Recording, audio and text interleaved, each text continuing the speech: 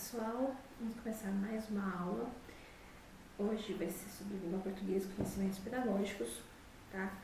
E nessas pesquisas que eu tô fazendo, né, vendo provas, modelos e tudo mais, eu achei umas diquinhas sobre a prova da VUNESP. Então eu vou colocar uma coisa que cai muito na prova da VUNESP, que é sinônimos e antônimos, tá? Parece uma coisa simples, uma coisa básica, né? Mas cai muito, né, no concurso. Então eu coloquei aí para vocês, né, o que é os sinônimos, o que são os antônimos. Existem os sinônimos perfeitos e os sinônimos imperfeitos. Então vamos lá. Sinônimos e antônimos são utilizados para designar diversos tipos de palavras, tais como adjetivos, substantivos, verbos e complementos, etc. Então isso é uma coisa muito interessante, né?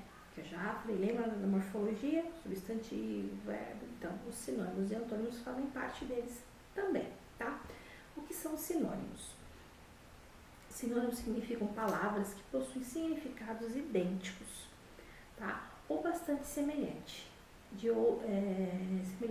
Embora sejam escritas de forma totalmente diferente, possuem exatamente o mesmo sentido. Sinônimo, coisas iguais, tá? Aí tem os sinônimos perfeitos e os sinônimos imperfeitos, tá? Óbvio que não vai cair tanto assim nesse detalhe, mas eu coloquei aí porque é um fato curioso, tá? Que a gente utiliza muito, tá bom? Sinônimos perfeitos: bonita, bela, léxico, vocabulário, morrer, falecer, após, depois, idioma, língua e assim sucessivamente. Beleza?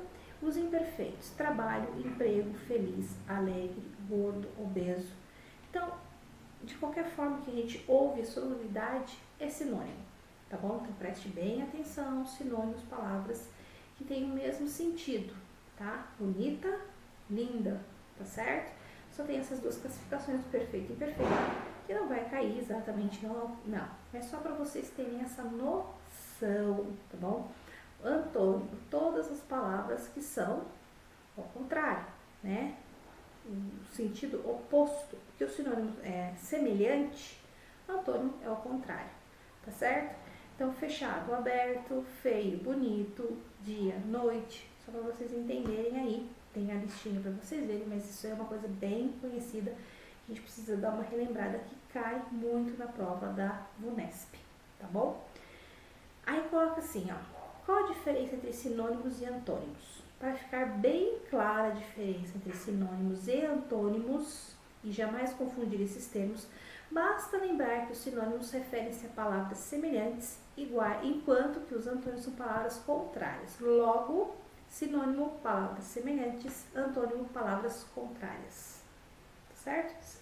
Sinônimo é semelhante, antônimo, contrário, tá bom? Isso cai muito na prova da VUNESP, então preste bem atenção. Coloquei aí para vocês uma pesquisa de um blog, tá? Entre tantas outras coisas, coloquei aí para vocês verem, né? Eu peguei o que é mais importante, que é a prova da VUNESP, né? Óbvio, né? Então, que é da VUNESP, a gente tem aquele olhar mais caprichado. A VUNESP cai bastante pronome, muitos pronomes. Por isso que eu falei para vocês, pegou o texto, faz ali uma identificação, substantivo, verbos, pronomes, tá certo? Artigo definido, infinidos, parágrafos, porque cai bastante, tá?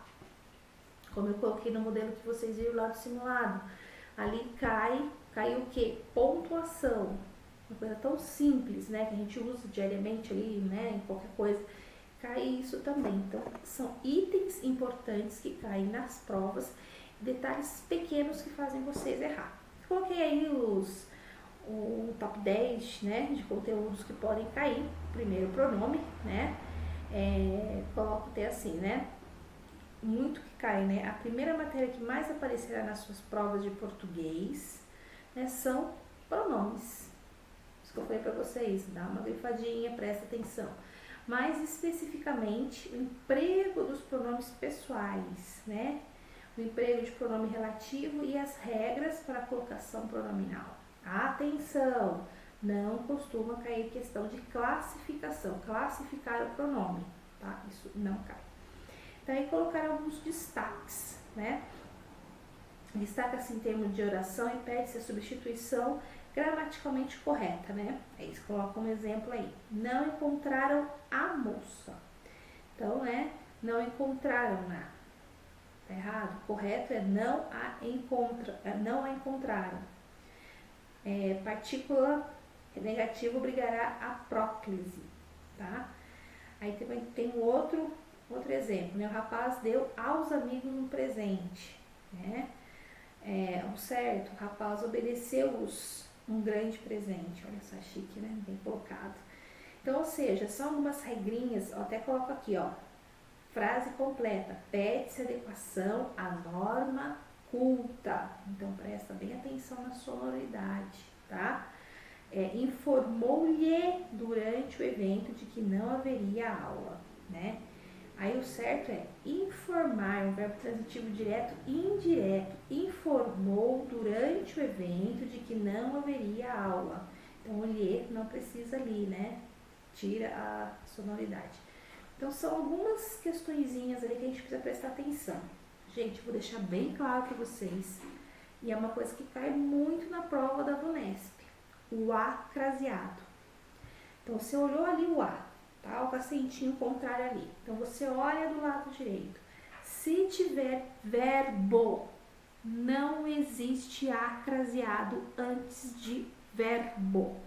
Então, se você viu lá, A craseado um verbo está errado, é uma questão errada, ignora, tá certo? Se tiver um acraseado e não for verbo, aí você dá uma atenção, tá certo? À noite. A craseado ali, tá certo? Só para vocês entenderem. À noite. Não tem o verbo. O verbo não usa crase. Então presta bem atenção que sempre cai e as pessoas sempre erram nessa questão. O A craseado nunca é usado antes de verbo. Lembra da análise morfológica? Nunca se usa A craseado antes de verbo. Preste bem atenção nisso, gravem na cabecinha de vocês. Eu coloquei para vocês aí, né? Colocação pronominal, né? A VUNESP adora usar pronome. Adora, ama, né? Havia dedicado-se a seus projetos com afinco, né? Não se usam em classe no começo, né? Dedicou a seus projetos com afinco. Por quê? Você está dando uma ideia de passado, né? Dedicou, né? Então, havia dedicado-se a um verbo ali, né? Cadê o sujeito? É uma análise que a gente faz, tá bom? Verbo, que eu tô falando aqui para vocês, né? Uma das matérias mais amplas e complexas são os verbos, né? E óbvio que tem. Aí aparece, né? Vozes verbais, né? Conjunção, tempo, né? Aquilo que foi para vocês, passado, presente, futuro, pretérito perfeito mais que perfeito, futuro do pretérito, né? Presente. Então a gente tem que tomar muito cuidado com as conjugações, por isso que eu falei, dá uma olhadinha, dá uma analisada, achou os verbos, os substantivos, os artigos, os pronomes, preste atenção porque cai bastante. Concordância, né? Haver, modalidade de existência, né? Existencial, havia, né? Existir, ocorrer, acontecer, haver, fazer, ser, né? O ser acontecer, né? Nenhum, cada, sujeito oracional, expressões partitivas, sujeito composto, proposto ao verbo. Então são coisas que a gente precisa tomar muito, muito cuidado que pode cair, e principalmente questão de verbos, tá? Pronomes e verbos caem bastante. Então só dando uma relembrada aqui. Sinônimos e antônimo cai bastante, tá? Coloquei ali a diferença entre perfeito e imperfeito, mas isso não vai, né, interferir, só para vocês terem uma ideia, uma informação a mais, que é sempre bom, né?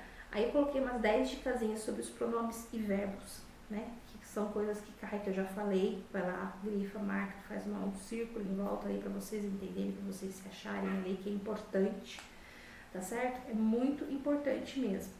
E passando para conhecimentos pedagógicos, eu peguei todos os autores da educação infantil, tá? Parte da educação infantil. Entre eles, né, tem a Alexia Teresa Ribas, que é uma autora argentina, Fernanda Cunha, enfim, e óbvio, Emília Ferreiro, né? entre tantos outros que não são conhecidos. Então eu coloquei uns pressupostos que fazem uma ligação entre todos esses autores. A prática educativa do professor de educação infantil. Qual que é a prática ali, né? O que o professor faz? Ele ensina, ele mostra o caminho. Um detalhe muito importante, tá? Educar e cuidar. Andam juntos, são parceiríssimos, porque você não consegue cuidar sem educar e você não educa se você não cuida, né? Então são pressupostos ali. Mas o cuidado que o educar é a parte que a gente faz, pedagógico, né? Rotina, autonomia, ser social, né? Cuidar, dar banho, dar mamadeira, trocar uma fralda, ensinar a sair da fralda, tirar a chupeta, etc, etc. Andam juntos. Trabalha-se uma afetividade ali, porque educar e cuidar andam juntos, são importantes, mas são caminhos diferentes, tá certo? Porque a partir do momento que eu educo na parte pedagógica, aprendizado, socialização. Cuidar é uma parte assistencialista, tá? Mesmo que ambos entrem com a empatia, tá? Entre ali com o fato de dar afetividade com a criança, tá certo? Então, eles andam caminhos, são caminhos separados, mas andam juntos, tá certo? A gente tem que tomar cuidado com esse detalhe. Os ambientes de aprendizagem, né? Referencial, parâmetros, BNCC, né? Falam bastante desse conteúdo, desse contexto, que é nada mais do que preparar o ambiente para que a criança, né? Por isso que a gente fala muito da função da escola social, né? Qual que é a função, qual que é a ideia? Essa correlação de um ambiente propício, né? De trazer aquela ideia, né? De um ambiente favorável, tá certo? A formação pessoal e social, que eu já falei, né? Pessoal, ali eu estou formando, né? Trazendo para ele conhecimento de rotinas, né? Entrar, cantar, fazer atividade, ir para o parque, lanche, roda de leitura e assim sucessivamente. Então, eu estou ali fazendo uma formação pessoal da criança, né? E o social é convivência com outras crianças, saber respeitar o outro, estar com o outro, ser com o outro, né? É um link que existe entre ambos, né? O desenvolvimento da motricidade. Nossa, desenvolvimento é importantíssimo, que a gente já viu em vários livros, várias citações, que a gente tem que tomar muito cuidado também, porque tem o circuito motor que a gente faz com as crianças, né? Mas também tem toda aquela ideia. Qual que eu falo isso? Por que eu falo isso? O fato de você colocar um grupo de crianças sentadas em círculo para você contar uma história, você já está ali trabalhando totalmente a motricidade dela também, né? São fatos que a gente analisa e que esses autores que foram citados faz uma leitura, faz um olhar sobre esse conhecimento, sobre tais comportamentos, tá certo? Então, afetividade, comportamento, participação e socialização são fatos que há esse link, tá? Lembrando do educar e cuidar, são juntos, parceiros, caminhos diferentes no seu contexto, tá bom? Então não esqueçam disso aí. E a matemática na educação infantil, né? Uma matemática. E vamos lá para a matemática. É muito importante que nós apresentamos para as crianças o mundo da matemática. Como eu vou fazer isso? Matemática, eu já vou ensinar conta? Não. Da mesma forma que a primeira escrita é o desenho, que a primeira escrita é o desenho, né? Eu apresento as letras, apresento sílabas, apresento palavras. Correto? Mesma coisa, eu apresento cores, apresento formas, eu apresento números. E esses números são infinitos. É isso? Da mesma forma, as letras são, né, de A a Z ali, são 26 letras que eu tenho, que ali eu posso formar todas e qualquer palavras que existirem, que forem possíveis e impossíveis de imaginar, né, no nosso idioma e em outros idiomas. A matemática também é da mesma forma. Formas geométricas, né? Cores e números sozinhos que depois compostos, né? Juntando ali, eles formam números imaginários. São infinitos, o número é infinito, né? E ao longo do tempo descobrimos que temos números positivos e os números negativos. Não vem ao caso porque nós estamos falando de educação infantil, mas é de extrema importância essa correlação que existe, né? De conhecimento, de apresentar o novo, tá? Por que eu falo apresentar o novo? Já existe tudo na cabecinha da criança, tudo. Letras, números, figuras, tá tudo ali. Precisamos fazer uma conexão ali para que tudo isso vá no seu tempo para o seu caminho correto. Por isso que eu falei, a primeira escrita é desenho, correto? O desenhar, expressar ali a sua ideia, expressar ali o seu imaginário. Depois disso, a gente começa a apresentar letras, né? E nesse mundo de letras, eu mostro que existe o nome da criança, né? E assim sucessivamente a gente vai trabalhando, vai conhecendo. Aí ela começa a ver as letras do nome dela em tudo que é palavras, né? Tudo que é lugares, enfim, jornais e tudo mais. Ela vê as letras. Enfim, é um processo que a gente vai de grão em grão. E trabalhando isso, eu trago um contexto de novidades, né? De curiosidade. Como diz o nosso grande autor Rubem Alves, né? Professores do espanto. Né? Por que eu falo isso? Tudo hoje está na internet. Se você jogar lá, você já sabe. Só que é importante lembrar que você trabalhar a curiosidade da criança. Trabalhar aquilo que ela vê o imaginário dela, colocar o imaginário dela em prática. E isso traz mais ao nosso favor, tá certo? Então, entre tantos autores aí que falam, né, faz essa citação da formação, do desenvolvimento, da prática, né, o ambiente, tudo isso é propício para o desenvolvimento infantil, tá? Hoje eu estou falando aqui da parte da educação infantil, de 0 a 5 anos de idade, tá bom? Que existem as duas fases, 0 a 3, 4 e 5 anos. É tudo ali no imaginário, é tudo um mundo de descobertas. Por isso essa fase da educação infantil é tão importante, porque traz um misto de conhecimento, um misto de afetividade, de sentimentos que a criança descobre, né? E a gente faz essa correlação. É muito importante, né, a empatia, tá bom? O que é empatia? Aquilo que é entre professor e aluno, né? Um consegue falar a língua do outro, ali consegue se entender. Por isso que na educação infantil é muito importante que o professor seja constante, né? Ali presente, porque há essa ligação, é um processo, né? É totalmente um desvincular da casa, da família para uma outra família. Até então na cabeça da criança é uma outra família, né? Então é todo ali um desvincular, um desgrudar, um novo. A gente precisa estabelecer regras, precisa estabelecer limites, não é isso? Eu preciso estabelecer um novo, né? Por isso que a gente tem todo esse cuidado com a formação. Não deixando de lado a empatia, a afetividade, né? Porque até então a educação infantil não existia, era ensino primário e secundário e superior, não existia, era somente um termo assistencialista, porque dava assistência a todas as crianças, tá certo? Com isso houve ao longo do tempo essa necessidade de, né, de cuidar, de trabalhar, de mostrar, de apresentar esse mundo da educação infantil, que para muitos pais é simplesmente brincar, mas nesse brincar há uma evolução de conhecimento, de trabalho, de socialização, de autonomia, de percepção enorme. É nesse processo da educação infantil que a gente faz toda uma avaliação daquela criança.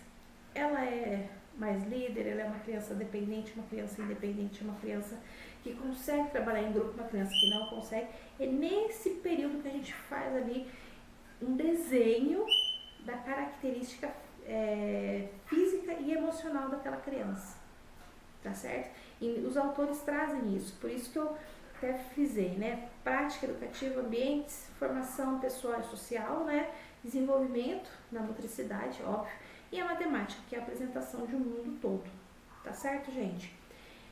Por hoje eu só vou falar isso aqui, né? Vou trazer mais algumas coisinhas sobre os autores, tá bom? Língua portuguesa aí, sinônimos e antônimos de algumas diquinhas, dá uma lida aí, dá uma frisada aí no português para vocês darem uma analisada, né? São dicas e toda dica é bem-vinda, tá bom? Não esquecendo que eu já falei, ele é da morfologia lá, da análise morfológica. Faz essas diquinhas que é melhor para vocês aí, tá bom? A educação infantil, ela vem com um olhar de transformação, de formação pessoal e social. A relação dos autores com, né, Vitor da Fonseca citou sobre a grande transformação social da criança. Sim, há uma correlação muito importante com todos os outros autores, principalmente com Emília Ferreiro, né? Entre tantos outros, né? Jean Piaget, Vygotsky, Proudhon, tudo mais. Mas há uma correlação. Com todos os autores falam o linguajar da educação infantil, a formação, né? A transformação e a afetividade deles. Beleza, pessoal? Próxima aula a gente vai falar um pouquinho mais aí sobre a matemática e legislação, tá bom? Espero vocês até a próxima.